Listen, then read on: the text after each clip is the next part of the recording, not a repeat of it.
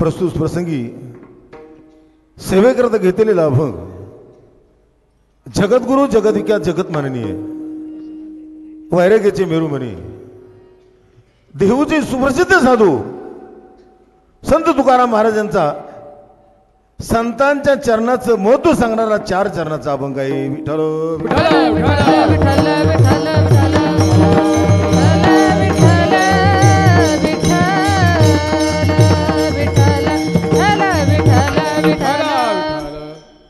कीर्तनाला सुरुवात करायच्या अगोदर थोडासा पर्याय द्यायचा. म्हणजे आज कीर्तनाचा 5वा दिवस आणि माझ्यासारख्या पामाराच्या वाट्याला बाबांच्या वतीने आलेली सेवा त्याबद्दल मी माझं परमागे समजतो. विठ्ठल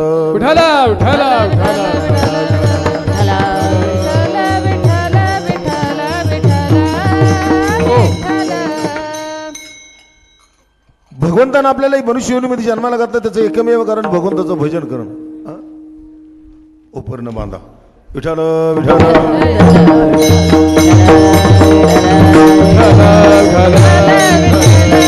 पुंडलिक वरदार विठ्ठल पंढरीनाथ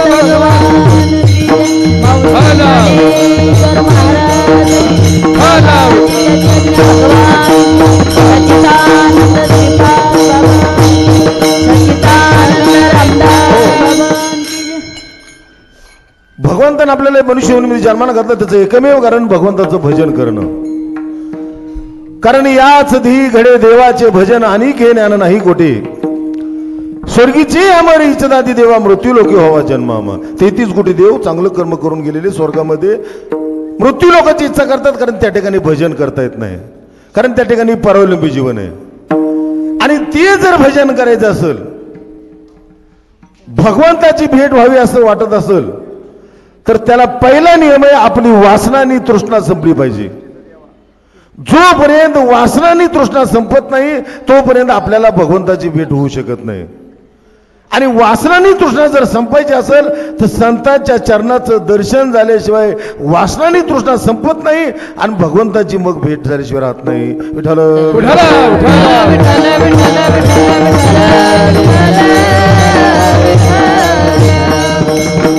हो, कारण त्या संतांच्या चरणाचं एवढं महत्व आहे. आपण त्याच्यामध्ये उदाहरण घ्यायचं झालं तर महादेवाचं आपण उदाहरण घेऊ. महादेव आपण आळंदीला गेलो. आळंदीमध्ये त्र्यंबक सिद्धेश्वराची पिंड आहे.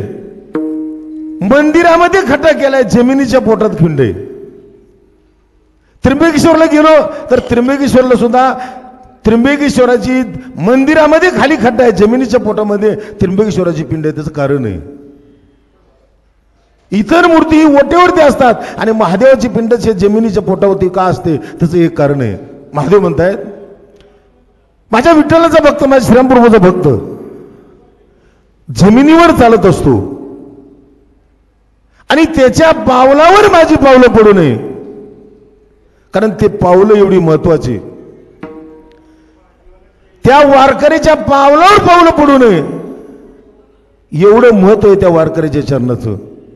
आणि त्याच पद्धतीने आपण जर पंढरपूरला आळंदीला देहूला गेलो आणि सिद्धेश्वराची आपण ज्यावेळेस दर्शन घेतो तर ज्या वेळेस आपण दर्शन घेतो आणि पिंडीवर डोकं ठेवतो त्यावेळेस आपले चरण त्या पिंडीला लागत असतात. महादेव म्हणतायत त्या वारकऱ्याच्या चरणाची सेवा मला मिळावी आणि त्या वारकऱ्याच्या चरणाचं दर्शन मला हवं म्हणून ती पिंड तशी. विठ्ठल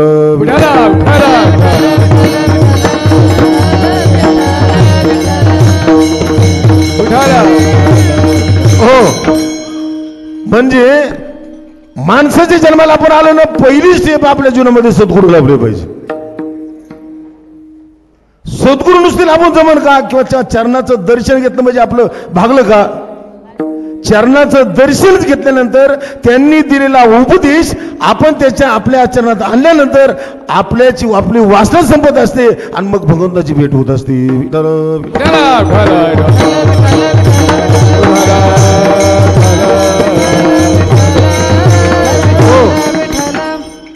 खरोखर आपण भाग्याचे, खरोखर आपण भाग्याचे. मी तर विचार करतो खरोखर श्रीपाद बाबाला मी पाहिलं नाही. श्रीपाद बाबाला पाहिलं नाही, फक्त मी बाबांना पाहिले आपल्या. आणि विचार करतो हे बाबा असे तर श्रीपाद बाबा कसे असतील. तुम्ही बघा, एक दृष्टांत सांगतो तुम्हाला. दशरथ राजे शिकारीला गेले आणि शिकारीला गेल्यानंतर दिवसभर शिकार सापडली नाही आणि संध्याकाळच्या वेळेस निराश झाल्यानंतर एक रानडुकर त्या अयोध्येमध्ये शिरलं संध्याकाळच्या 6च्या टायमाला. आणि दशरथ राजाने त्याला बाण मारला, तो बाण हुकला आणि तो लागला गायीला. गाय गतप्राण झाली. गोहत्याचं पातक त्या दशरथ राजावरती आलं. त्याने विचार केला आता काय करायचं. म्हणून दशरथ राजे आपलं विठाल विठाल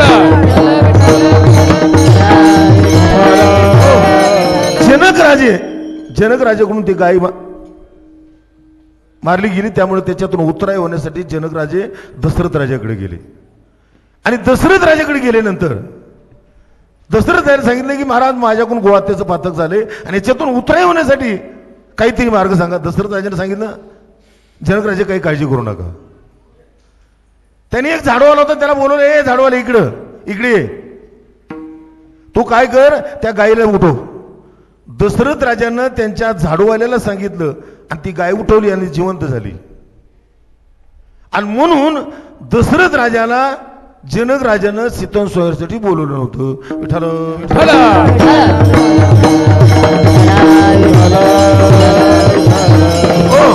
हजारो राजे लोक आले होते शीतन सोयीसाठी. त्यांच्या जर चर्चा जर पाहिली तर एकाचे 2-2, 3-3 लग्न झाली आणि 3-3, 4-4 मुलं. कसे काय आले. उचललं धनशमान. पण दशरथ राजाला बोलवलं होतं त्याचं एकमेव कारण, त्यांना का बोलवलं होतं. जनक राजे म्हणले जर दशरथ राजाचा झाडूवाला जर गाय जिवंत करतोय आणि उद्या जर मी त्यांना आमंत्रण दिलं शीतल सोयऱ्यासाठी आणि दशरथ राजे आले आणि त्या झाडूवाल्याला सांगितलं जा रे ते धनुष्यबाण उचल, मग माझी श्रद्धा काय त्यांच्या गळ्यात हार घालणार का. म्हणजे दशरथ राजाचा झाडूवाला असा तर दशरथ राजे कसे, तसं त्या पद्धतीनं बाबा असे तर श्रीपाद बाबा कसे असतील. विठाल विठाल.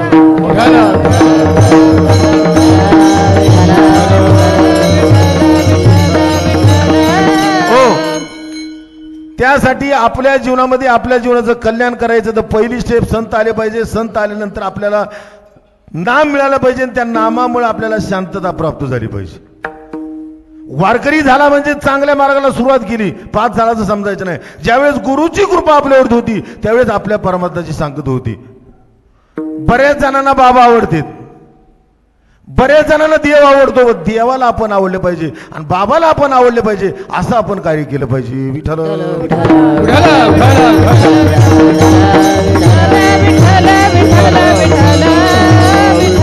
हो. आणि त्यासाठी आपल्याला काय करायला लागेल, बाबाची कृपा व्हावी असं वाटत असेल. वारकऱ्याचं पहिलं लक्षण आहे जोपर्यंत त्या वारकऱ्याला शांतता प्राप्त होत नाही तोपर्यंत तो वारकरी नाही. आणि शांतता जर प्राप्त करायची असेल तर रामाचं ध्यान करावं लागेल. आणि रामाचं ध्यान केल्यानंतर आपल्याला शांतता प्राप्त होईल. आणि शांता ही दशरथ राजेची पहिली मुलगी. विठ्ठल विठ्ठल.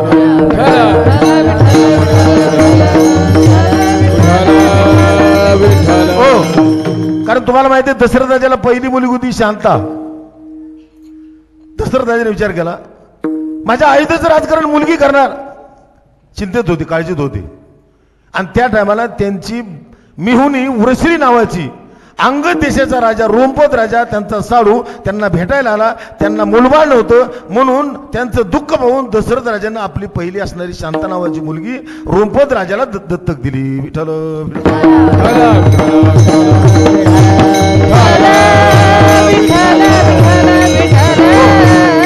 रोमपद राजाला आनंद झाला आणि तो अंगद देशामध्ये गेला आणि ते विचार मीटिंग चालू झाली का आपला देश कसा चालायचा, आपल्या देशाला वारस मिळाली मुलगी. त्या मीटिंग मध्ये एवढे दंग झाले की एक ब्राह्मण आणाने भिक्षा मागितली. त्या ब्राह्मणाला त्या रोमपद राजाने भिक्षा दिली नाही. इंद्रदेवाला राग आला आणि इंद्रदेवाला सांगितलं त्याच्या राज्यामध्ये पाऊस पडायचा नाही. दुष्काळ पडला, माणसाला पाणी प्यायला नाही, जनावरं मरायला लागली.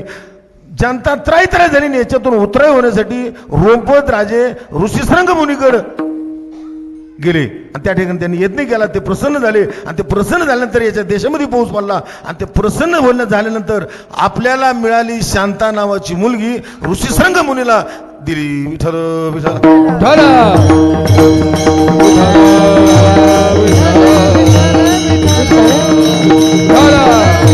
हो. म्हणजे दशरथ राजाला पहिली मुलगी होती शांता.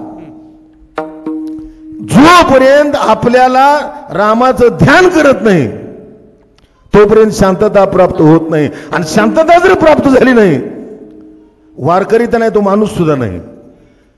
पण त्याला काय करावं लागेल? आपल्याला शांताने रामाचं भजन करावं लागेल. आपण भजन कोणाला करतो? सीतारामाचं. सीतारामचं बरोबर आहे पण शांतारामाचं सुद्धा भजन केलं पाहिजे आणि मग आपल्याला शांतता प्राप्त होईल झाली पाहिजे. रघुपती राघव राजा राम पतित पावन शांताराम. रघुपती राघव राजा राम पतित पावन सीताराम. रघुपती राघव राजा राम पतित पावन शांताराम. रघुपती राघव राजा राम पतित पावन सीताराम. रघुपती राघव राजा राम पतित पावन सीताराम. रघुपती राघव राजा राम पतित पावन सीताराम. रघुपती राघव राजा राम पतित पावन सीताराम. रघुपती राघव राजा राम पतित पावन सीताराम. रघुपती राघव राजा राम पतित पावन सीताराम. रघुपती राघव राजा राम पतित पावन सीताराम.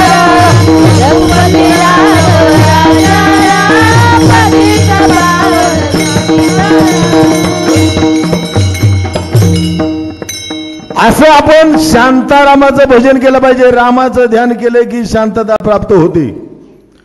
पण शांतता कुणाला प्राप्त होते?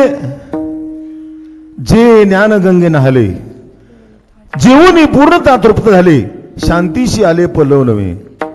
ज्याला उत्पुत ध्यान भरले, जो रात्रंदिवस ध्यान करतोय, जो आचरणामध्ये ज्याची वासना आणि तृष्णा संपली त्या माणसाला शांतता प्राप्त होते. आणि शांतता प्राप्त झाली तू साक्षात देवही समजायचं. विठ्ठल विठ्ठल.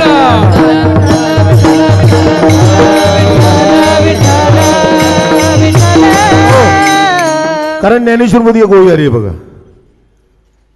जेत जेत संपत्ती आणि दया तेथे वस्ती आली या ठया तीच माझी विभूती जाण धनंजय. अर्जुना जिथं संपत्ती आहे, दया आहे, शांती आहे, तो दुसरा कोण नाही, तो माझा अवतार आहे. विठ्ठल विठ्ठल.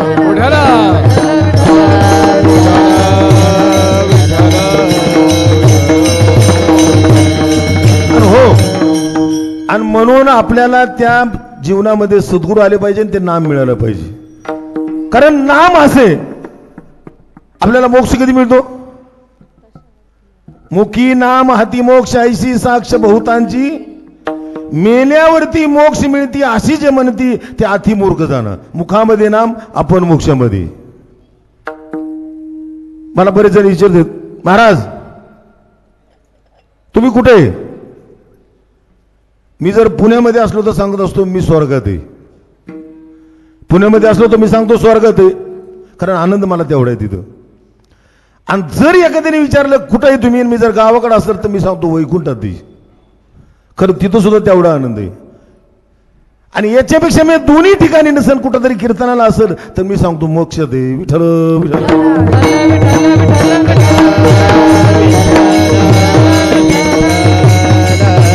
हो. मी आतापर्यंत कीर्तन केली त्याचं एकमेव कारण माझ्या मनाला समाधान वाटतं.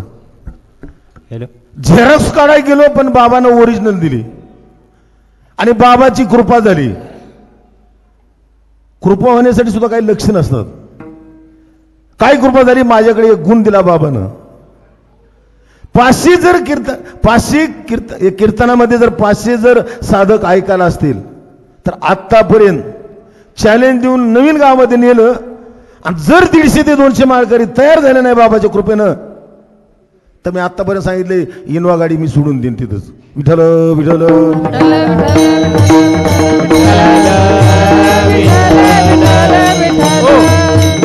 माणसावर परिवर्तन होणं त्याचं एकमेव कारण निस्वार्थीपणानं केलेलं प्रेम. निस्वार्थीपणानं माझ्या जीवनामध्ये बाबानं जसं सांगितलं तसं झालंय. बाबा म्हणले महाराज तुम्हाला गाडी पाहिजे, गाडी मिळाली. बाबा म्हणले घर पाहिजे, घर मिळालं. बाबा म्हणले शेती पाहिजे, शेती मिळाली. 50 एकर शेती, 2.25 कोटीचं घर, इनोवा गाडी आणि 2 तप झाले. आता 24 संपून 25 वर्ष, मला 25 वर्ष चालू या परमार्थामध्ये. आतापर्यंत 24 वर्षामध्ये कीर्तनाचा 1 रुपया घेतला नाही, माळाचा नाही आणि अनुग्रहाचा नाही आणि इथून पुढे घ्यायची पाळी येणार नाही. एकमेव बाबाची कृपा.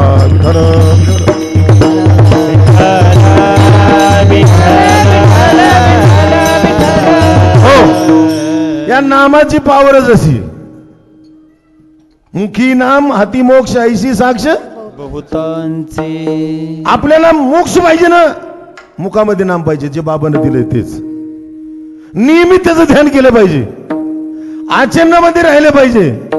कारण जेवढी नामाची शक्ती तेवढे पाप नाही, ते आपण पाप करू शकत नाही. आणि हे नाम म्हणजे सोपं आहे का? आपण खरोखर भाग्यवान आहेत. जे नाम हे सृष्टी निर्माण करताना ब्रह्मदेवानं ज्याचं चिंतन केलं होतं हे जग निर्माण करण्याच्या वेळेस पै सृष्टीच्या उपक्रमा पूर्वी गाभ्रोतमा वेडा ब्रह्मा ऐकला होता. म्हणजे ईश्वरा ते न ओळखे न सृष्टी करू शके तो थोरू केला एके नामे जेने. सर्वात किमतीचं आणि अनमोल असं रत्न आपल्याला बाबानं दिले. आपण त्याचे खरोखर भाग्यवान आहेत. विठ्ठल विठ्ठल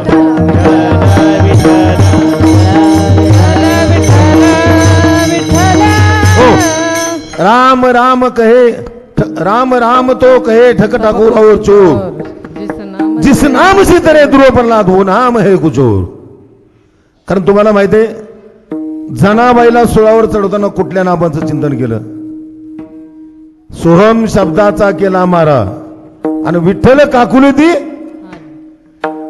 ती आपल्याला त्यातले एक तुकडा आहे. ते बाबांना आपल्याला ते नाम दिले आणि त्याने आपला उद्धार होणार आहे.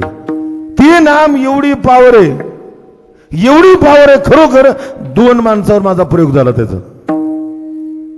मला एका पाहुण्यानं आमचे म्हणजे दोन्ही युवाई आणि सासरा होतं. जास्त आजारी 2-4 दिवसावर 2-3 दिवसावर जाण्याच्या तयारीत. पण बघायला गेलो होतो. गेल्यानंतर तिथे ते पत्नी बहीण भाऊ तिथे बसलेले होते. त्यांनी सांगितलं महाराज हे असं का म्हणतेत? मला काय म्हणते? झाडू नका, तोडू नका, येतो मी, चटके देऊ नका, असं का म्हणतेत? तर सोपं कारण आहे. मी म्हणलं यांच्या गळ्यात माळ आहे का? नाही. माळ नाही म्हणजे यांनी उद्योग आयुष्यभर केलेला आहे, माळ घातलेली नाही. मग मरताना कोण न्यायला येणार? या माझी किंकर.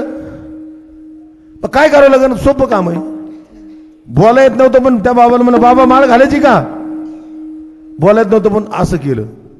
गाडीत गेलो, 2 तुटलेल्या माळा होत्या, जोडल्या, गुरुमुनी होता, त्याला घातली ना, कानामध्ये मंत्र सांगितलं, नाम सांगितलं आणि मुखानं नाम मंत्र त्यांना म्हणायला सांगितलं रामकृष्ण हरी.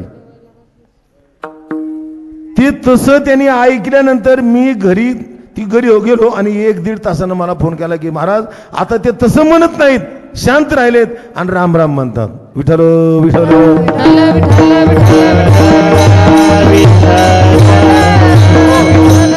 एक व्यक्ती आता नाव घेत नाही ते तर अशी करत होती. 1 दिवसावर आलेली होती. काय करत होती? शाल घ्यायची आणि तोंडात घालायची आणि जोर जोरात वरडायची. का? वेदना होत असतील. त्यांनाही माळ घातली आणि त्या ठिकाणी त्यांचं दुःख नाहीच झालं आणि खरोखर त्यांना सुद्धा भगवंताची प्राप्ती झाली. पण आपण डोक्यात ठेवायचं ही वेळ आपल्यावर येऊ द्यायची नाही आणि आपल्या त्या वेळेस आपल्याला कोणी भेटणार नाही. म्हणून आता तरी ह्याची पुढे उपदेश नका करू नाशा आयुष्याचा, सकळांच्या पाया माझे दंडवत, आपल्याला चित्त शुद्ध करा, हित ते करावे देवाचे चिंतन, करोनी या मन एकविध. विठ्ठल विठ्ठल.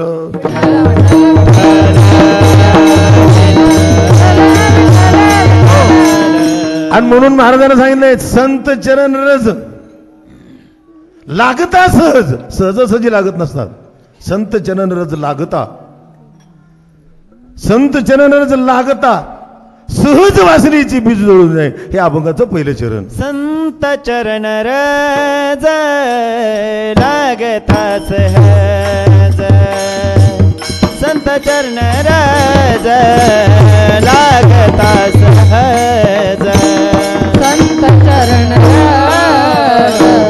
लागता सहज, संत चरण लागता संत चरण रज लागता सहज, संत चरण रज लागता सहज, संत चरण रज लागता सहज, संत चरण रज लागता सहज. वासनेचे बीजा जळुनी जाय, वासनेचे बीजा जळुनी जाय, मग राम नामे उपजे आवडी, मग राम नामे उपजे आवडी. वासनेचे बीज जळून जाय, वासनेचे बीज जळून जाय, मग राम नामे उपजे आवडी, मग राम नामे उपजे आवडी.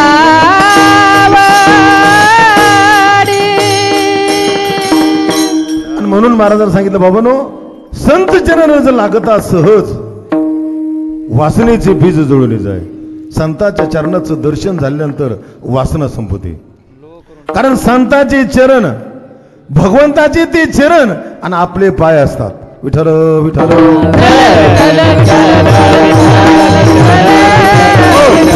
आपल्याला भगवंताचं दर्शन हो वाटतंय ना. बाबांना सांगितले पंढरपूरला चाललोय आपण, त्या भीमाने चंद्राबागे स्नान करून जमणार नाही. करा, पण तात्पुरतं पाप नाहीच होईल. वर आलं की ते पाप आपल्याला भेटन. कारण आगीमावळच्या माशा माग लागल्यावर आपण पाण्यात बुडल्यावर चावणार नाही, पण 1 मिनिटात वर आलं की ते माशा आपल्याला चावतील. तसं भीमाने चंद्राबागे जरी स्नान केलं तरी काही 10-5 तास आपण थांबणार नाही. आपल्याला ते पाप भेटत असतं. भीमानी चंद्रभागा म्हणजे ह्या भीमानी चंद्रभागा, या भीमानी चंद्रभागेने देहाची आंघोळ झाली पाहिजे. आणि ती आंघोळ जर व्हायची असेल तर बाबानं दिलेल्या नामाचं चिंतन केल्यानंतर आपल्या देहाची आंघोळ होत असते. समोर गेल्यानंतर चोखोबा महाराजाचं मंदिर आहे. आपलं शरीर चोख पाहिजे, पवित्र पाहिजे, चोख पाहिजे आणि पवित्र पाहिजे. आणि समोर गेल्यानंतर नामदेव महाराजाची पायरी म्हणजे आपल्या देहामध्ये नाम पाहिजे बाबानं दिलेलं. आणि मग अशा परिस्थितीमध्ये आपण जर भगवंताच्या दर्शनाला गेलो तर समोर गरुड आणि हनुमंताची मूर्ती. बाबा आम्हीच सांगायची, गरुड आणि हनुमंताची का निस्वार्थीपणानं प्रेम केलं. मारुतीराय राहिले झाडावर आणि खाल्ला झाडाचा पाला, पण केली श्रीरामप्रभूची सेवा. विठ्ठल विठ्ठल विठ्ठल विठ्ठल विठ्ठल विठ्ठल विठ्ठल विठ्ठल विठ्ठल. हो, अशी जरी एकनिष्ठेने या पद्धतीने सेवा केली तर तुम्हाला बाबा कोण आहेत हे कळेल. तुम्ही बघा एकदा विठ्ठल विठ्ठल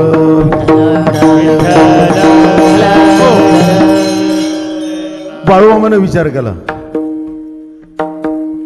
की आपल्याला महालक्ष्मीच्या दर्शनाला जायचे कोल्हापूरला. बाळूमामाने त्यांचे काही सवंगडी त्यांच्या बरोबर होते. आणि गाव जवळ आल्यानंतर त्यांना सांगता, अरे माझ्या बरोबर चला, ते महाग राहिले. लक्ष्मीचं मंदिर जवळ आले, जवळजवळ 50-100 फुटावर. आणि त्यांची बरोबरची सवंगडी होते ते मागच होते 5-10 फुटावर. तेवढ्यात एक स्त्री आली आणि त्यांच्या पायावर घागर होतली आणि सांगितलं, मामा तुम्हाला याची काय गरज होती. मीच तिथं आले होते ना आणि समोर निघून गेले. तेव्हा मागच्या माणसाने विचारलं, मामा तुम्हाला कोण भेटलं ते म्हणले तुम्हाला कळणार नाही म्हणले. ती कोण होती तुम्हाला सांगतोय, माझ्या बरोबर चला दर्शनाला करा. तुम्ही ते देवी भेटत असते का, दर्शन होत असतं का? जी घागर घेऊन आलेली होती ती साक्षात लक्ष्मी होती आणि तिनं सांगितलं मामा तुम्हाला इथे यायची काय गरज होती, मीच तिथं घेऊन आलेच तिनं. तसं जोपर्यंत खरोखर लक्षात ठेवा, बाबाच्या सानिध्यात मारुती महाराज आहे, मारुती आहे. बाबाच्या सानिध्यात बिभीषण आहे, दोन्ही बाबाच्या सानिध्यात आहे. मी खरोखर विचारतो बाबा खरंच तुम्ही कोण आहे मला सांगा. विठ्ठल विठ्ठल विठ्ठल विठ्ठल विठ्ठल विठ्ठल. बाळूमामा साक्षात विठ्ठल होते हे लक्ष्मीला कळालं. जोपर्यंत बाबा कोण आहेत ते आपल्याला कळत नाही तोपर्यंत आपली भक्ती अपुरी आहे. विठ्ठल विठ्ठल.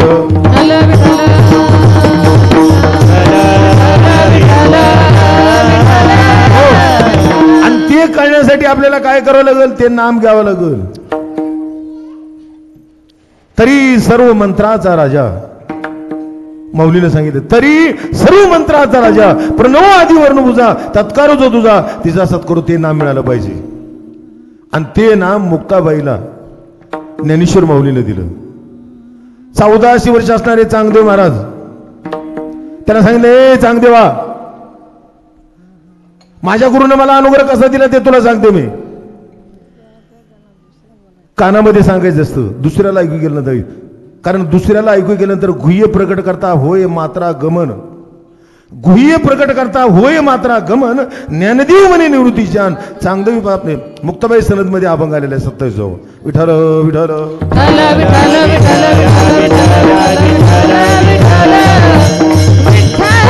आणि ते नाम कधी, सार सार विठोबा नाम तुझे सार, म्हणून सुळपाणी जपतसे वारंवार, आधी मधी अंती निज बीज ओंकार. ज्या नामामध्ये सुरुवातीला मध्यंतरी शेवटी ओम येतो त्याला आपण नाम म्हणतो, हे बाबांना सांगितले. आणि ते नाम मला कसं दिलं ते मुक्ताबाई चांगदेव महाराजाला सांगते. माझ्या गुरुने मला ग बाई केले एकांत, माझ्या गुरुने मला ग बाई सांगितले कानात, ज्ञानाची ज्योत लाविली हृदयात,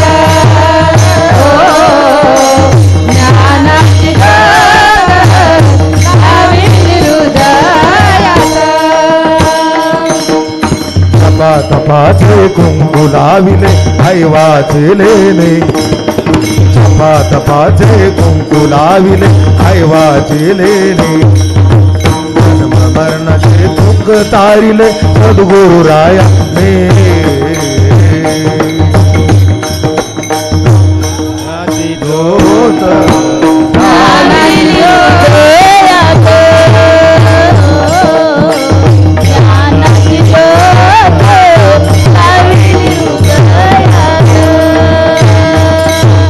पंचतत्वाची ज्योत माझ्या लाविल हृदयात, पंचतत्वाची ज्योत माझ्या लाविल हृदयात.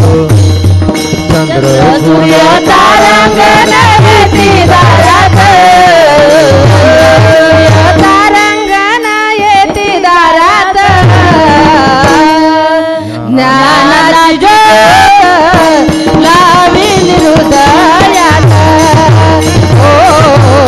ज्ञानाची ज्योत लाविली हृदयात. माझ्या गुरुने मला ग बाई,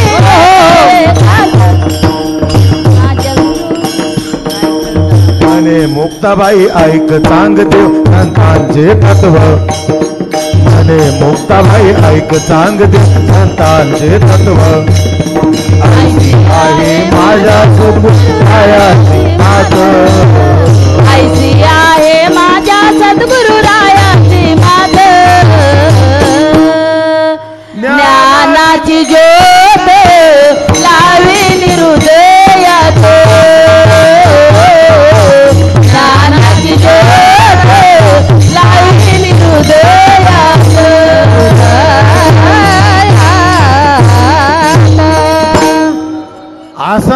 आपल्याला अनुग्रह झाला का? या अभंगाचा निर्माता कोण आहे माहिती का तुम्हाला? कोण आहे? काटोळे येत आहेत बघा. विठाला विठाला.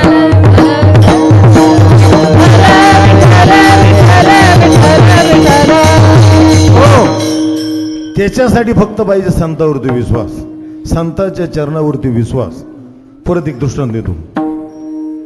महादेव संतांच्या चरणाची इच्छा करतात, महादेव. आणि म्हणून जमिनीमध्ये खड्ड्यामध्ये मंदिर आहे की आपण दर्शनाला गेल्यानंतर पिंडीवर डोकं ठेवलं की आपले पाय त्या पिंडीला लागतात. महादेव म्हणतात वारकऱ्याच्या चरणाचं मला दर्शन व्हावं म्हणून ती पिंड खोडले खड्ड्यामध्ये. मंदिरामध्ये खड्डा आहे, पोटामध्ये जमिनीच्या. दुसरं उदाहरण सांगतो, तुम्ही बघा. ब्रह्मदेव, महादेव झाल्यानंतर ब्रह्मदेव ज्यांनी सृष्टी निर्माण केली आतापर्यंत त्यांच्याकडे एक डुप्लिकेट माणूस जन्माला आला नाही. माणसासारखा माणूस नाही आणि पुरुषासारखा महिलासारखी महिला नाही. काहीतरी बदल आहे. मग त्या ब्रह्मदेवाकडे अजून किती स्टॉक असेल? आणि जर डुप्लिकेट एकासारखी एक माणसं जन्माला आली असती, महिलासारख्या महिला जन्माला आल्या असते तर फसदक झाली असती. आपल्याला पण फोर व्हीलर गाड्यासारखे नंबर लावले लागते, नंबर लावा लागले असते. MS 14 420, कोणाला उस्मानाबाद जिल्हा असता MS 25 468. आपल्याला बोर्ड लावलेले आहेत कपाळाला. जर एकसारखी माणसं जन्माला आली असती तर पण अजून एकही माणूस एकसारखा जन्माला आला नाही, म्हणजे त्या ब्रह्मदेवाकडे किती स्टॉक आहे. ते ब्रह्मदेव सृष्टी निर्माण करता करता थकले आणि नारद मुनीकडे गेले संताकडे आणि सांगितलं, महाराज विश्रांतीचा मार्ग सांगा. महाराजांनी सांगितलं, सुख एक टाई भाऊ पायी, संताच्या चरणाजवळ सुख आहे. आणि हे ब्रह्मदेवानं ऐकल्यानंतर ब्रह्मा तो सोपान झाला. ब्रह्मा सोपान तो झाला, ब्रह्मा सोपान तो झाला, सोपान तो झाला, ब्रह्मा सोपान तो झाला, ब्रह्मा सोपान तो झाला, ब्रह्मा सोपान तो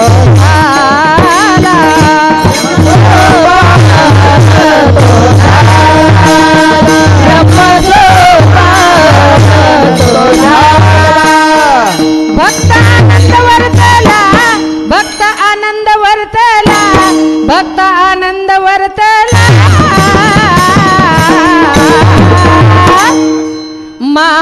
महाविष्णूचा अवतार, महाविष्णूचा अवतार. भक्त आनंद वर्तला, भक्त आनंद वर्तला, जय हरी. ब्रह्मा सोपान तो झाला, महाविष्णूचा अवतार.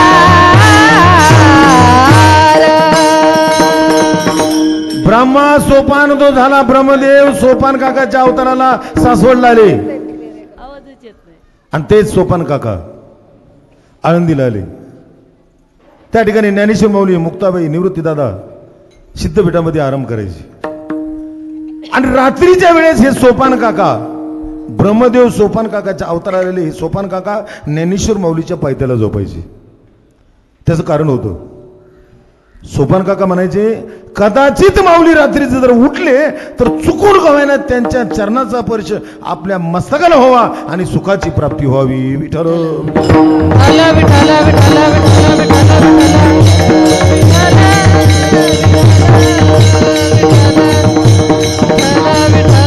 हो, म्हणजे ब्रह्मदेव सुद्धा संतांच्या चरणाची इच्छा करतायत. महादेव संतांची इच्छा करतायत. आणि म्हणून आपला काय पाहिजे, ते सुख पाहिजे असेल तर आपला संतावरती विश्वास पाहिजे. 14 चौघड्याचं राज्य होतं, 80,000 पत्न्या होत्या. रावणाला काही कमी होतं का? काहीच कमी नव्हतं. पण वनामध्ये विडत होता तो म्हणायचा माझ्या कुळीचा आणि माझा उद्धार कशानं होईल. नारद मुनी संत भेटले आणि त्यांना विचारलं महाराज माझ्या कोळीचा उद्धार कशाने होईल? त्यांनी सांगितलं एक तर भांडण नाही तर भजन. त्यांनी सांगितलं मला भांडण करण्यात पटा येते, मला भजन करता येत नाही. आणि भांडण करायचं म्हणलं की कोणाची तरी स्थितीचा बांध करावं लागेल. आणि दुसरं कारण आपल्या पत्नीला रागवल्यानंतर त्याच्यासारखी जोरात भांडणं होत नाहीत. मग काय करू? सीतेला पळून आण. नारद मुनीने सांगितलं सीतेला पळून आण. त्यांनी सांगितलं काय म्हणताय गुरु महाराज? अरे संत वचनी विश्वासला तुका म्हणे धन्य झाला. ज्यांनी संतांच्या वचनावरती विश्वास ठेवलाय त्याचं जीवन सार्थक होतं. तो घरी गेला आणि एकच विचार झाला की आपल्याला संतांना सांगितले त्याप्रमाणे आपल्याला सीतेला पळून आणायचे. मंडोदरीकडे गेला. मंडोदरी विचारलं मंडोदरी मी सीतेला पळून आणणार आहे. त्यांनी सांगितलं राजसाहेब तुम्ही त्या भानगडीत पडू नका. सीता ही माया आहे, श्रीरामपूर्व हे भ्रम आहे, तुम्ही जीव आहे. मायापुढे आणि ब्रह्मापुढे तुमचा टिकाव लागणार नाही, तुम्ही त्या भानगडीत पडू नका. त्यांनी सांगितलं तुझ्यावर विश्वास नाही. कुंभकर्ण दादाला विचारलं कुंभकर्ण दादा मी सीतेला पळून आणणार आहे, तुमचं म्हणणं काय? त्याने सांगितलं दादा आपल्या लंकेची राख रांगोळ झाल्याशिवाय राहणार नाही, सैन्याचा मांसाचा चिखल झाल्याशिवाय राहणार नाही. ते ब्रह्म आणि माया आहे आणि तुम्ही जीव आहे, त्यांच्यापुढे तुमचा टिकाव लागणार नाही, तुम्ही त्या भानगडीत पडू नका. त्यांनी सांगितलं माझा तुझ्यावर सुद्धा विश्वास नाही. अरे मंडोदरीवर विश्वास नाही, कुंभकर्ण दादा तुझ्यावर विश्वास नाही. पंचमंडळी बॉडीला विचारलं लंका चालवलं, त्यांना बोलवलं, त्यांना सांगितलं मी सीतेला पळून आणणार आहे. त्यांना विचारलं त्यावेळेस त्यांनी त्या पंचमंडळी बॉडीने सांगितलं की राजासाहेब आपल्या लंकेची राख रांगोळ होईल, सैन्याचा मांसाचा चिखल होईल, रक्ताची नदी वाईल, तुम्ही त्या भानगडीत पडू नका आणि सीतेला पळून आणा.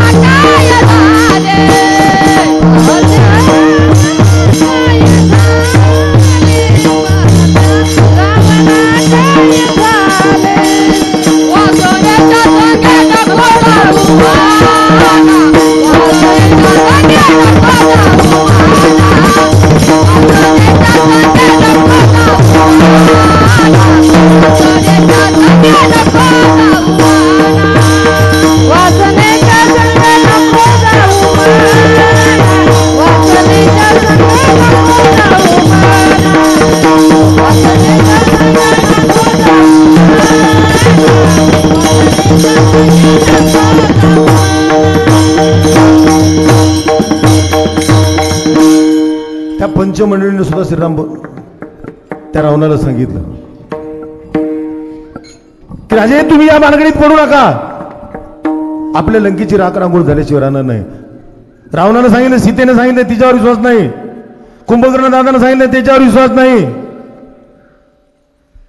आणि तुम्ही सांगताय पंचमंडळ माझ्या ज्याची लंकेची बॉडी तुम्ही सांगताय तुमच्यावर सुद्धा विश्वास नाही.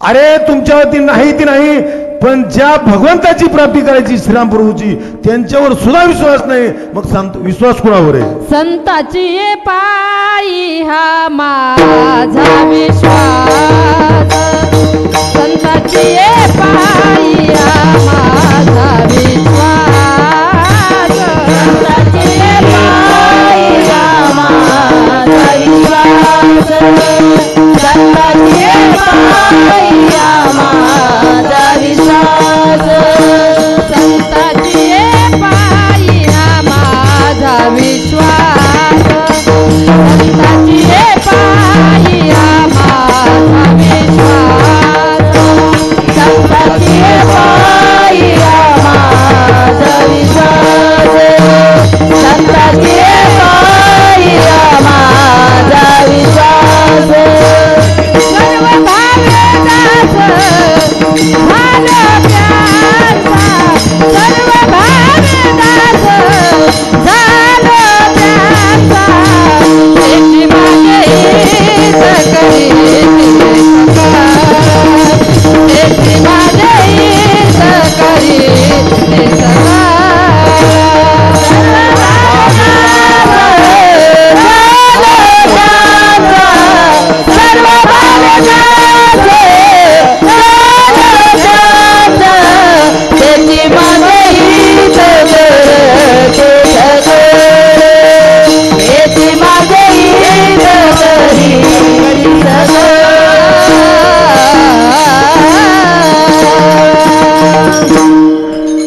रावणानं सुद्धा संतांच्या चरणावरती विश्वास ठेवला, संतावरती विश्वास ठेवला. रावण राक्षस असून संतावरती विश्वास ठेवतोय. त्या रावणाला एकदा ब्रह्मास्त्र सोडल्यानंतर रावण खाली पडला, 2 मिनिटात मारणार आहे, पण मारताना हसत होता. श्रीरामपूरनं सांगितलं, ए रावणा हसतो का? रावण ताट दिशी उभा राहिला. सांगितलं, ए रामा, जोपर्यंत मी जिवंत होतो तोपर्यंत तुला माझ्या लंकेमध्ये पाऊल टाकू दिला नाही. रावण म्हणतो श्रीरामप्रभूला, ए श्रीरामप्रभू, जोपर्यंत मी जिवंत होतो तोपर्यंत तुम्हाला माझ्या लंकेमध्ये पाऊल टाकू दिला नाही, पण मी जिवंत असताना तुमच्या वैकुंठात चाललो, तुम्ही हरला, मी जिंकलो, केलं त्याच्यासाठी, तुमच्या हातून मरण येण्यासाठी. विठ्ठल विठ्ठल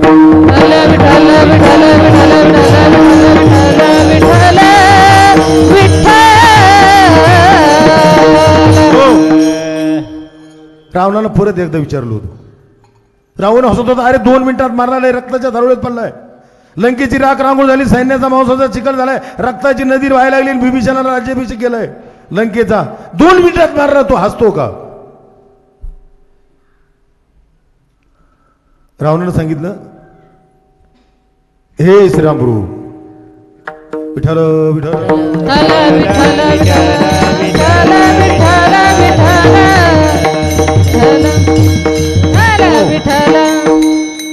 एक उदाहरण बाद झालं, कारण का बरेच दिवस कीर्तन गॅप पडलं ना, थोडस लिंक तुटते. तुम्हाला एक गोष्ट सांगतो, बिभीषण आणि मारुती हे कोण होते? कोण होते? बिभीषण कोण होता? मी ऐकलेलं आहे बरं का, आणि वाचलेलं पण आहे. बिभीषण कोण होता? कोण कोण? राक्षस. आता जर तर बाबा सांगते, जर ज्या आरती डोंगरावरती धूर निघतोय त्या आरती अग्नी असला पाहिजे, अग्नी असल्याशिवाय धूर निघत नाही. जर राक्षस असेल, बिभीषण राक्षस असता तर त्याच्या दारात तुळस असती का? राक्षसाच्या दारात तुळस असते का? आणि जर राक्षस बिभीषण असता तर मारुतीराय त्या बिभीषणाच्या वाड्यावर उतरले असते का? बिभीषण श्रीरामपूरला भेटायला गेल्यानंतर मध्यस्थी मारुतीरायाने केली, आणि म्हणून श्रीरामप्रभूची बिभीषणाला प्राप्ती झाली. पण त्यावेळेस बिभीषणानं सांगितलं भेटायला गेल्यानंतर, हे नाथ दशानन कर बैठा मे भ्रता, हे नाथ, हे प्रभू, हे श्रीरामप्रभू, दशानन कर बैठा मी भरता, म्हणजे मी रावणाच्या हाताला धरून वाढलोय, मी रावणाचा भाऊ नाही, सुरुषी कुळात जन्मालेलोय, आणि दुसरा कोणी नाही, माझे वडील दशरथ राजे आणि राम हे माझे भाऊ आहेत. विठ्ठल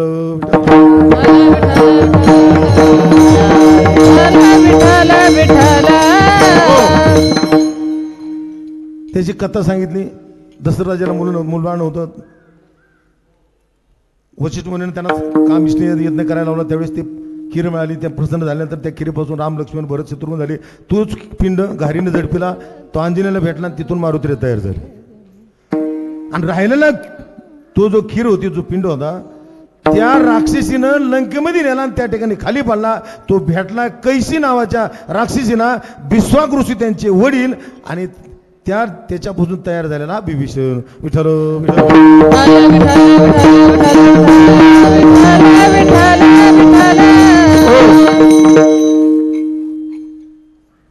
रावण म्हणतो आपण, पण एक सुद्धा गुण चांगला वाईट नाही त्याचा, आणि एक गुण मला दाखवा.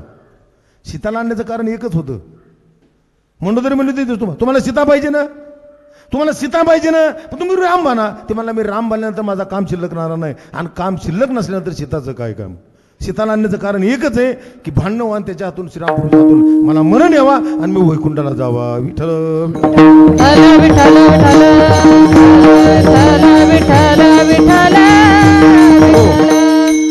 एकदा काय झालं,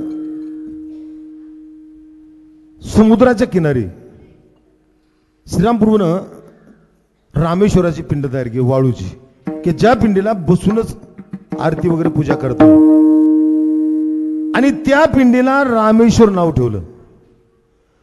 त्यावेळेस पार्वतीनं सांगितलं वरनं आकाशातनं, शंकर भगवंतांना की बघा ना तुमचं नाव घेतं, तुमचं नाव ठेवलंय.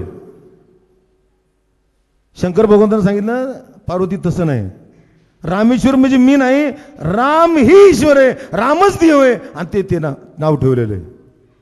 पिंड तयार झाली आणि पिंड तयार झाल्यानंतर तो यज्ञ करण्यासाठी, त्या पिंडेच्या यज्ञ करण्यासाठी उच्च कोटीचा ब्राह्मण पाहिजे होता. आणि त्यावेळेस एकच ब्राह्मण होता उच्च कोटीचा, आणि तो ब्राह्मण म्हणजे असा पाहिजे होता, वैष्णव पाहिजे होता. वैष्णव असणारा ब्राह्मण त्यावेळेस फक्त एकच रावण होता. मग पूजा कशी करायची? जामवंतानं सांगितलं प्रभू काही काळजी करू नका. जामवंत हे पुलस्त्रुमीचे मित्र होते. त्याने सांगितलं मी त्या ब्राह्मणांना आमंत्रण देऊन घेऊन येतो पूजा करण्यासाठी. आता बघा, ज्याच्या संग युद्ध करायचे, ज्याने आपली सीता नेली आणि तो यज्ञासाठी येईल. रावण कसा नीतिवास होता हे श्रीरामपूर्ण सुद्धा लक्ष्मणाला सांगितलं होतं, तुला नीतीचं राजकारण करायचंय तर लक्ष्मणा रावणाकडं शिक. विठाल विठाल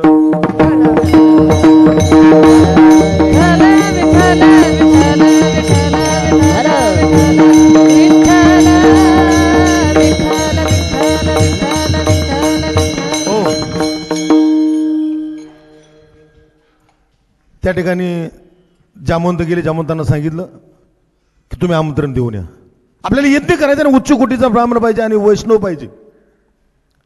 तो एकच आहे रावण. जामवंत गेले, त्या सैन्यामध्ये गेले, त्या ठिकाणी लंकेमध्ये.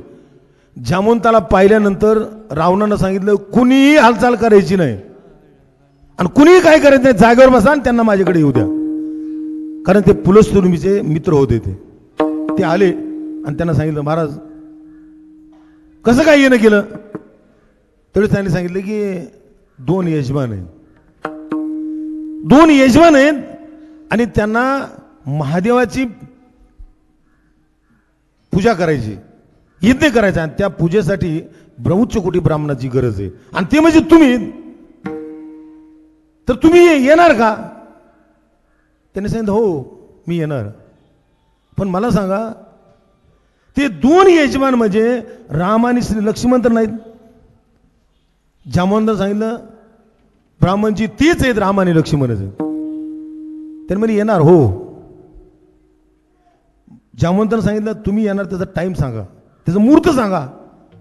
9 रत्नावर पाय देऊन बसलेला रावण, त्या 9 विठाल विठाल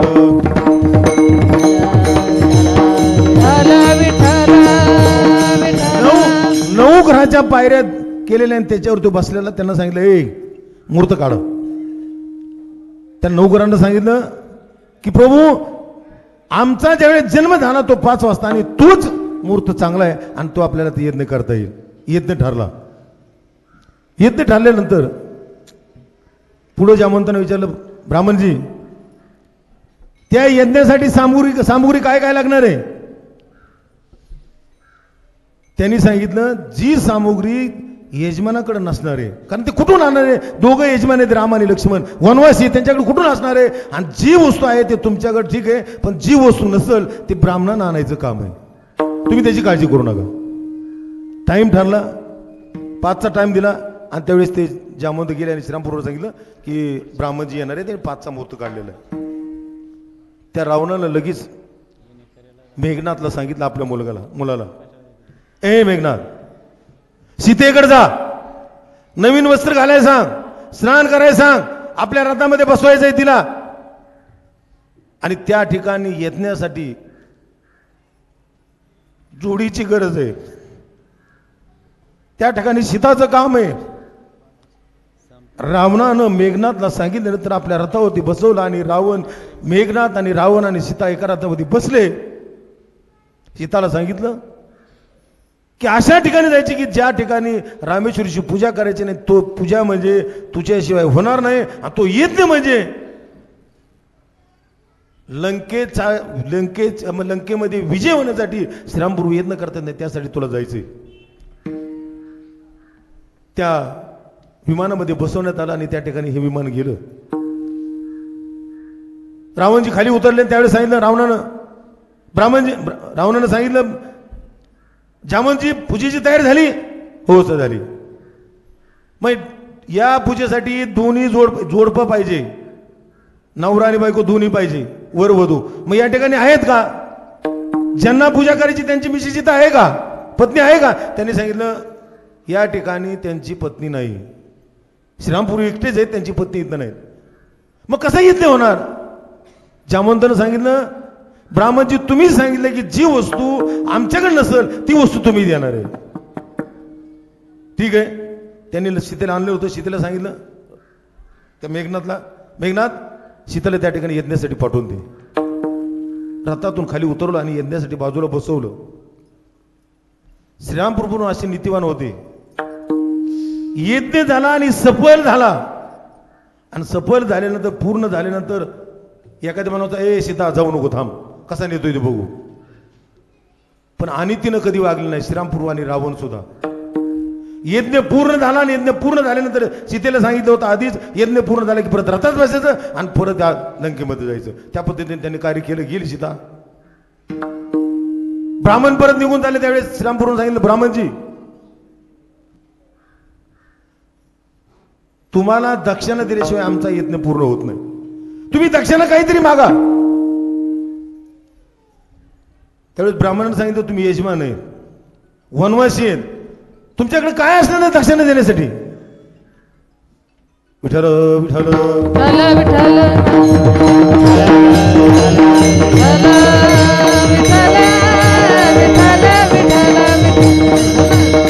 हो. त्यावेळेस श्रीरामपूरनं विचारलं रावणाला की ब्राह्मणजी दक्षिणा द्यायची, काय देऊ दक्षिणा? त्यांनी सांगितलं तुम्ही काय त्यांना दक्षिणा देणार आहेत? तू वनवासी आहेत, तुमच्याकडे काय द्यायला? त्यांनी सांगितलं जोपर्यंत दक्षिणा देत नाही तोपर्यंत यज्ञ पूर्ण होत नाही. त्यावेळी त्याला सांगितलं ठीक आहे. रावणानं सांगितलं ज्यावेळेस मला गरज लागल त्यावेळेस मी तुम्हाला दक्षिणा देईन. त्यांनी सांगितलं तसे नाही, आताच तुम्ही दक्षिणा मागा. आणि त्यावेळेस श्रीरामपूरला दक्षिणा जी दिलेली रावणानं की तुमचा लंकेमध्ये विजय होईल. विठ्ठल विठ्ठल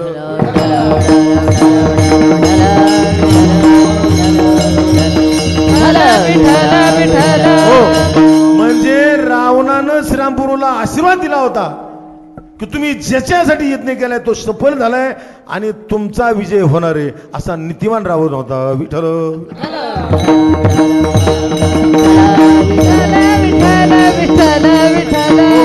तेच तुकाराम महाराज अभंगाच्या दुसऱ्या चरणात सांगतात.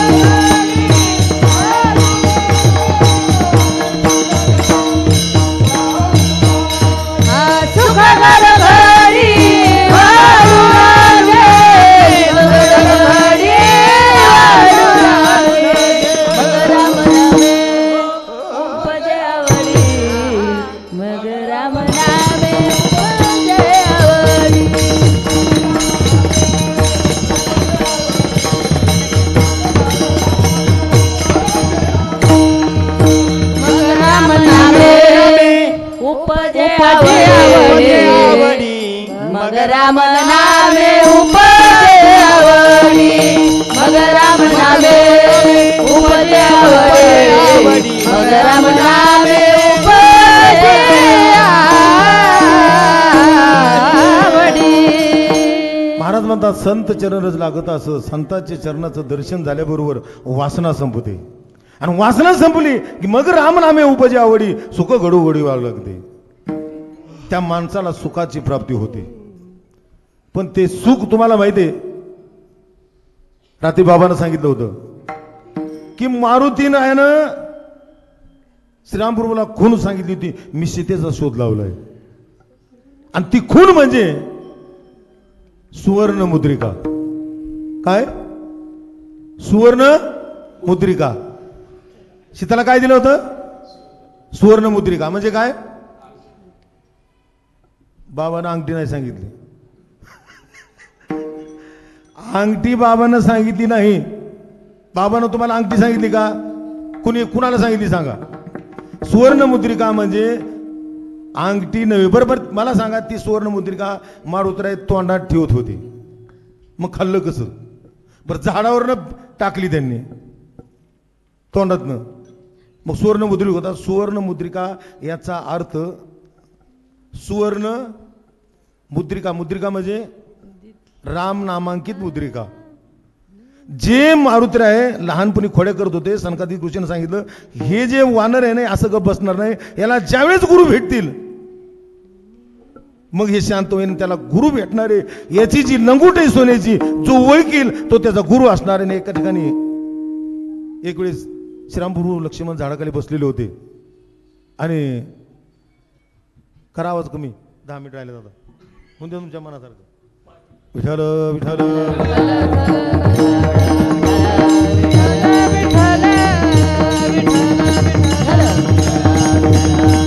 हो. काटोळेत आहे आणि खुनेत आहे आणि मारुती महाराज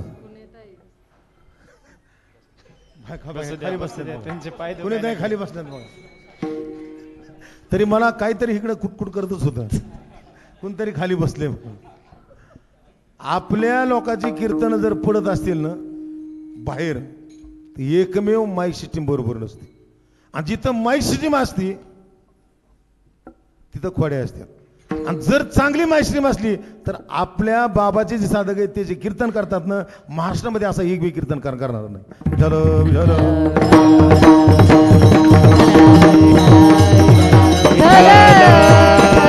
हो. बाबाचं वर्ष 65 आहे, बाबाचं वय 65 आहे आणि माझं 62 आहे. आणि दोघा मी 8 आहेत. 15 ऑगस्टचा जन्मतारीख आणि बाबाचा 8चा जन्मतारीख आहे. आणि श्रीकृष्ण भगवंतही 8 आहेत. आमच्या दोघांपेक्षा कोणीतरी लहान आहे. ही खाली बसली बघा. विठाला विठाला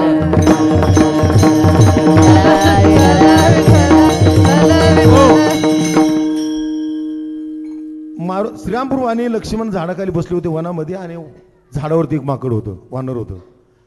ते फळक आणि पानं खाली टाकत होत. त्यावेळी लक्ष्मणाचं नजर वर गेली आणि श्रीरामपूर सांगितलं, प्रभू ते वानर बघा ना किती सुंदर आहे.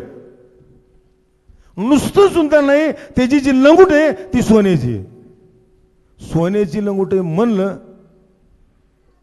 की त्यावेळेस श्रीरामपूर त्यावरच्या वानरांना सांगितलं की 100% श्रीरामप्रभू आहेत. पटकन खाली आले मारुतराय आणि त्यांचं चरण धरले आणि त्या ठिकाणी अनुग्रह दिला. तो म्हणजे सुवर्ण मुद्रिका दिली, म्हणजे राम नामांकित मुद्रिका दिली. जे बाबांना आपल्याला मुद्रिका दिली ती राम नामाची प्रेम कळा ज्ञान मुद्रा दिली प्रेम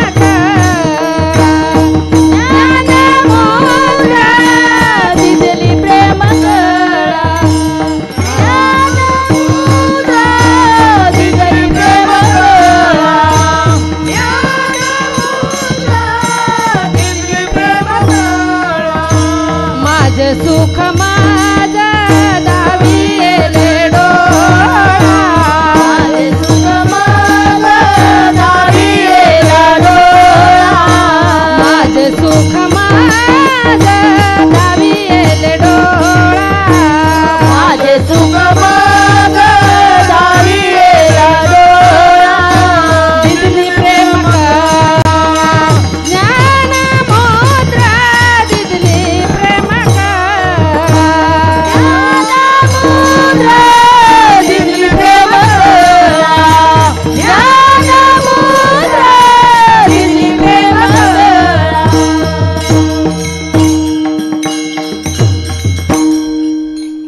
मारुतरायनं सुवर्ण मुद्रिका म्हणजे राम नामांकित मुद्रिका म्हणजे ते नाम सीतादेवीला सांगितलं होतं. आणि ते नाम सीतादेवीला कळल्यानंतर खून पटली आणि तेच नाम श्रीरामपूरला सांगितलं की सीतेचा शोध झालेला आहे. म्हणजे सुवर्ण मुद्रिका म्हणजे राम नामांकित मुद्रिका, मुद्रा म्हणजे सिक्का, राम नामाचा सिक्का. 1 एकर जमीन घ्यायची, त्याला 10,000चा स्टॅम्प लावायचा, त्याला आपण सिक्का म्हणतो. विठ्ठल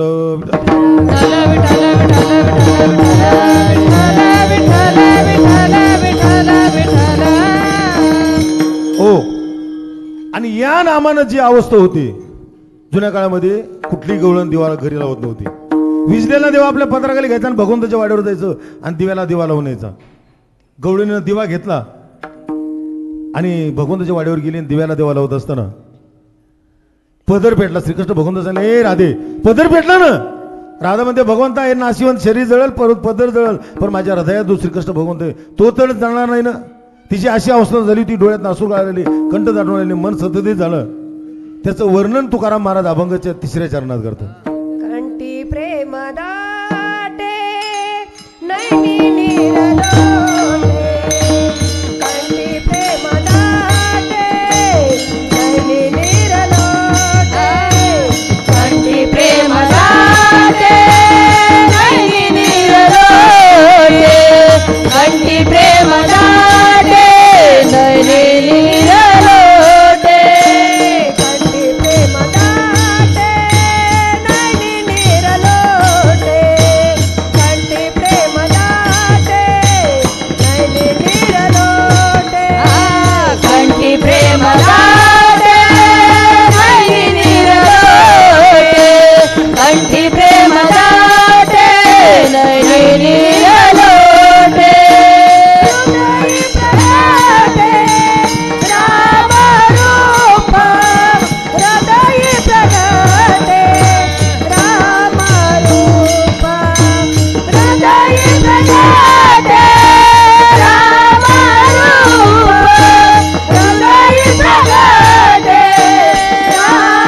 रूप, मग राम नामे उपजे आवडी, मग राम नामे उपजे आवडी, मग राम नामे उपजे आवडी, मग राम नामे उपजे आवडी,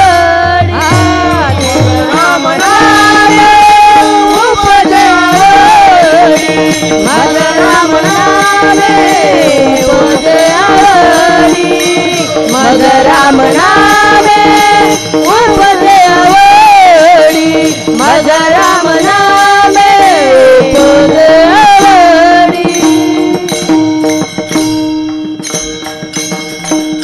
त्या भगवंताला पाहिल्यानंतर राधेची अवस्था झाली. डोळ्यात रासू गळालेली, कंठ दाटून आला, मन सतत झालं. श्रीकृष्ण भगवंत झाले, ए राधे, असं तुला झालं तरी कशानं? त्यावेळी तुकाराम महाराज वर्णन करतात, हरीने माझे हरिले चित्त, हरिने माझे हरिले चित्त, हरिने माझे हरिले चित्त, हरिने माझे हरिले चित्त, हरिने माझे हरिले चित्त, हरिने माझे हरिले चित्त, हरिने माझे हरिले चित्त, हरिने माझे हरिले चित्त,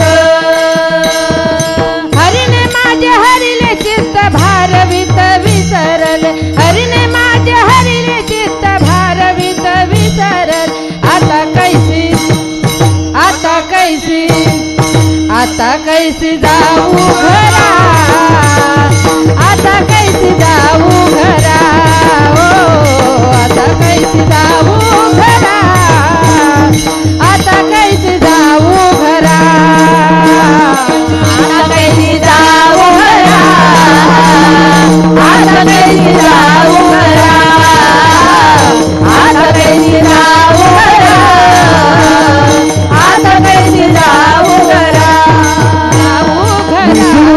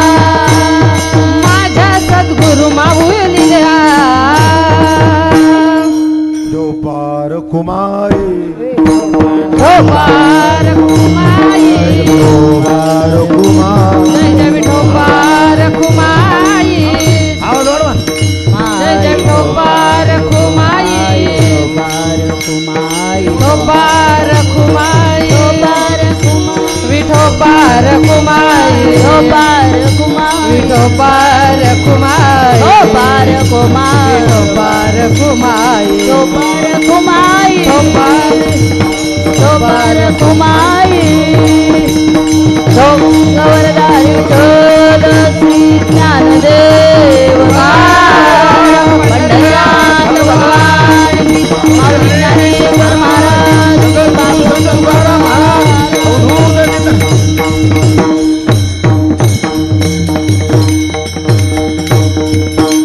आपला 12:30 पर्यंत बाबांना कार्यक्रम सांगितलाय. 10 मिनिटात तर संपवणार. 1 मिनिट सुद्धा पुढे घेणार नाही. विठाला विठाला विठ्ठल विठ्ठल विठ्ठल विठ्ठल संत चरणाचं महत्व, महादेव संतांच्या चरणाचं महत्व सांगतायत, ब्रह्मदेव संतांच्या चरणाचं महत्व सांगतायत. आता परत संतांच्या चरणाचं महत्व एक दृष्टा सांगतो आणि शेवट. आपल्या महाराष्ट्रामध्ये 2 जिजाऊ जन्माला आले. एक जिजाऊ म्हणजे शिवाजी महाराजांची आई आणि दुसरी जिजाऊ म्हणजे तुकाराम महाराजांची पत्नी. दोन्ही जिजाऊनं क्रांती केलेली. तुकाराम महाराजांची पत्नी म्हणजे जिजाऊ. त्या जिजाऊ अशा होत्या कर्कश स्वभावाच्या, कडक स्वभावाच्या, गोड कधीच बोलत नव्हत्या. तुकाराम महाराजाला फाटलेली साडी वापरायच्या, या दिवाळीची त्या दिवाळीला खोबऱ्याचं तेल वापरायच्या, स्नो अत्तर साबण त्यांनी कधीच वापरलं नाही. अशा त्या जिजाऊ होत्या. त्याचं कारण होतं, जिजाऊ म्हणायच्या जर मी नटले तर तुकाराम महाराजाचं मन घरी रमेल, आणि जर तुकाराम महाराजाचं मन घरी रमलं तर तुकाराम महाराजाला वैराग्य निर्माण होणार नाही, आणि वैराग्य निर्माण नाही झालं तर पंचवेद असणारा गाथा तयार होणार नाही. अशा त्या जिजाऊ माता होत्या. विठ्ठल विठ्ठल विठ्ठल विठ्ठल विठ्ठल विठ्ठल विठ्ठल विठ्ठल विठ्ठल आणि आजच्या जर जिजाऊ म्हणले, आजच्या जिजाऊचा जर विचार केला ना, लग्नाला जाताना एक साडी, माहेरला जाताना दुसरी साडी, शाळेत जाताना तिसरी साडी, मालक बिचारा घरी असतो त्याच्या वाट्याला साडीच नाही, नवीन साडी आली एकदा डोक्यातनं घातलं की दावण द्वारकान कुठंच नाही. त्याला काय म्हणतात? गाऊन. विठ्ठल विठ्ठल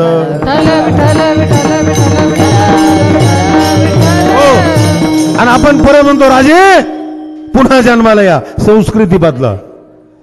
राजे परत जन्माला येते. त्या जिजाऊ होत्या. दुपारची वेळ होती.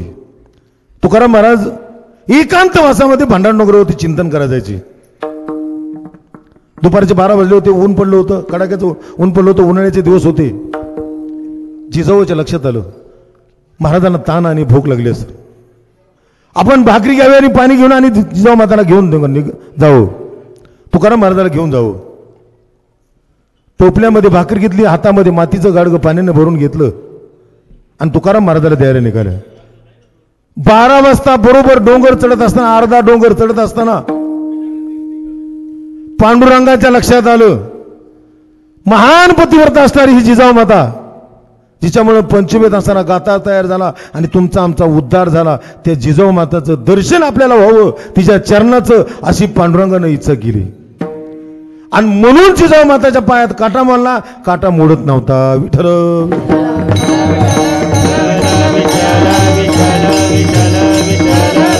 हो, काटा मोडल्याबरोबर जिजाऊ माताच्या मुखातून ध्वनी आला, अरे देवा, अरे देवा म्हणल्याबरोबर गुराक्याच्या विषयात पांडुरंग परमात्माला सांगितलं, आई साहेब काय झालं?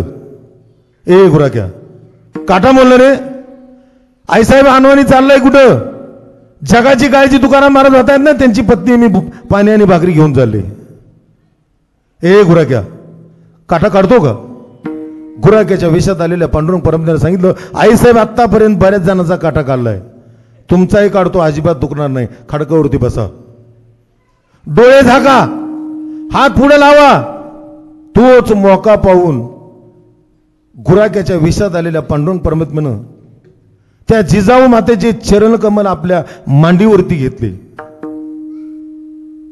फक्त एकच संत अशी झाली जिजाऊ माता. म्हणजे खुनीताई सांगत असतात की त्या जिजाऊ माताची चरण कमल पांडुरंगानं आपल्या मांडीवरती घेतले, त्या चरणाला लागलेली धूळ आपल्या मस्तकाला लावली आणि आपल्या पंचानं पाय पुसला आणि काटा काढला. संत चरण रज लागता सहज, वासनेची बीज जोडली जाय. महादेव संतांच्या चरणाची इच्छा करत आहेत, ब्रह्मदेव संतांच्या चरणाची इच्छा करतायत आणि पांडुरंग परमात्मा सुद्धा संतांच्या चरणाची इच्छा करतायत. काटा काढला, आपला पंचानं पाय पुसला, सांगितलं आई साहेब काटा काढला. जिजाऊ मातानं सांगितलं अरे गोरक्या फार सुंदर त्या काटा काढला, अजिबात दुखला नाही. काय तर नाव आहे तुझं? विठ्ठल. काय करतो इथं? गुरं राखतो. किती दिवस झाले? आई साहेब युगाने उग गुरं राखतो. ए बाळा, भाकरीचं टोपलं खाली पडलंय, मातीच्या गाडग्यातलं पाणी खाली पडलंय, तेवढं हातामध्ये ते भाकरीचं टोपलं डोक्यावरती घेतलं, मातीच्या गाडग्यातलं पाणी खाली सांडलं होतं. भांडार उन्हाळ्यामध्ये पाणी कुठलं असणार? गुराक्याच्या विषात आलेल्या पांडुरंग पद्माला सांगितले जिजाऊ मातानं, ए गुराक्या पाणी आहे का इथं? गुराक्याच्या विषात आलेल्या पांडुरंग परमात्म्यानं सांगितलं आई साहेब समोर एक दगड आहे, तो बाजूला काढा, खळखळ वाहणारा झरा भेटल आणि पाणी घेऊन जावा. जिजाऊ मातानं तो दगड काढला, त्या ठिकाणी खळखळ वाहणारा झरा भेटला आणि गाडगं पाण्याने भरलं आणि तुकाराम महाराज द्यायला निघाल्या. तुकाराम महाराज त्या नामाचं चिंतन होतं जे बाबानं सांगितले, ते ज्ञान पैगा बरवे जरी मनी आती आणावे तरी संताया भजावे. एकांत वासामध्ये त्याचं चिंतन चालू होतं. भुजाला स्पर्श केल्याबरोबर तुकाराम महाराजांना न पाहता जिजाऊला ओळखलं. जिजाऊ आणि तू कायची गरज होती? जिजाऊ मातानं सांगितलं जगाची काळजी तुम्ही वाहताय, मी तुमची पत्नी आहे. ताण आणि भूक लागली असेल थोडंसं पाणी प्या, जेवण कर. आणलेली भाकरी जिजाऊ मातानं तुकाराम महाराजाला दिली. तुकाराम महाराजानं अर्धी खाल्ली, अर्धी जिजाऊ माताला दिली. मातीच्या गाडग्यामध्ये आणलेलं पाणी तुकाराम महाराजानं आपल्या गुडघ्यावरती ठेवलं. गुडघ्यावरती ठेवलं आणि तुकाराम महाराज उंजळीनं पाणी पिले. 14 दिवसा माझी झाला साक्षात्कार. गाडग्यामध्ये पाणी पिऊन उंजळीनं पिले. त्यावेळेस साक्षात्कार झाला. ज्ञान असं टिकत नाही. ज्ञान न टिके वैराग्य बिना, भले कोटी करा उपाय. वैराग्य नसेल तर त्या ज्ञानाला धार नसती आणि ते ज्ञान टिकत नसतं. विठ्ठल विठ्ठल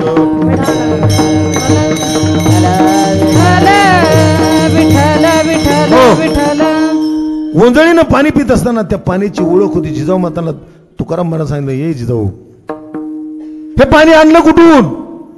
कारण हे पाणी जमिनीवर नाही. आम्ही वैकुंठवासी आलो याच कारणाशी, बोलिले जे ऋषी साच भावी वर्ताय. हे जमिनीवरलं पाणी नाही, आणलं कुठून? तुकाराम महाराज हाताला धरलं, त्या डोहाकडे नेलं आणि डोहाच्या बाजूला त्या दगडावरती शंख चक्र गदा, त्याच्यावरती पद्म भगवंताची उमटलेली होती. त्याचं तुकाराम महाराजांना दर्शन घेतलं आणि जिजाऊला सांगितलं, जिजाऊ खरोखर तू धन्य, माझ्या अगोदर तुला पांडुरंगानं दर्शन दिलं. म्हणजे पांडुरंग परमात्मा सुद्धा आपल्या संतांच्या चरणाची इच्छा करत असतो. एवढं महत्वाचं आहे. संतांचे चरण आहेत. माझ्या जीवनामध्ये भ्रुमूर्ती शांतामापदा आले आणि माझं जीवन सुखी झालं. आपणासारखी करीती तात्काळ नाही काळ वेळ तया लागे. मी स्वर कुठं शिकलो नाही, कीर्तन कुठं शिकलो नाही, गायन बियन कुठलंच काही नाही. फक्त एकमेव बाबाची कृपा. 24 वर्षी कीर्तन करतो निस्वार्थीपणानं. आत्तापर्यंत 1 रुपया घेतला नाही आणि इथून पुढे घ्यायची पाळी येणार नाही. अशी बाबाची कृपा झाली. कारण बाबाचं वर्णन करणं म्हणजे सोन्याच्या मूर्तीला पितळाचं पालिश दिल्यासारखं होईल. माझ्यासारख्याला वर्णन करू नये. आणि जर केलं तर सोन्याच्या मूर्तीला पितळाचं पालिश दिल्यासारखं होईल. त्यामुळे मी वर्णन करू शकत नाही. कारण संत कसे असतात. तुम्ही संत माय बाप कृपावंत, तुम्ही संत माय बाप कृपावंत,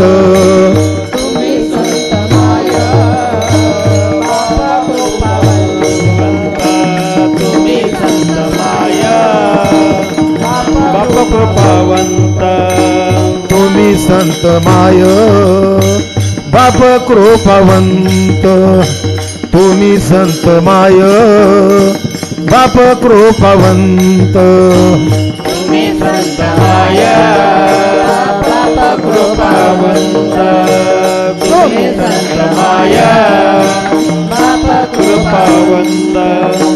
कायमी पतित कीर्तिवानु, कायमी पतित कीर्तिवानु, कीर्तिवानु अवतार तुम्हा धराया करण, अवतार तुम्हा दया करा